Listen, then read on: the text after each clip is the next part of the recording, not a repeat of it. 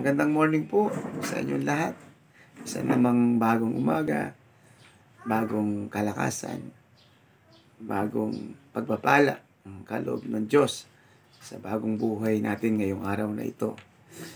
Kaya sa umaga pong ito, nais ko kayong awitan ng isang awitin na nagpapaalala sa atin ano man ang mangyari sa buhay, tayo man ay pagpalain at makaranas ng karangyaan, ay wag tayong makakalimot sa Panginoon. Patuloy pa rin tayong maging mapagpakumbaba. Awit po tayo.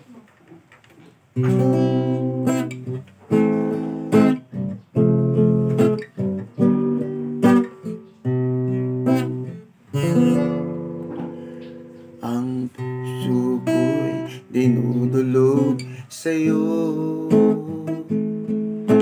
nagpapakumbaba at nagsusumamo, paging dapatin mo na ikaw ay mamasdan, pakaniig at sa'yo ay pumisan. Loobin mo ang buhay ko'y maging banal mong tahanan, luklukan ng iyong wagas na pagsinta,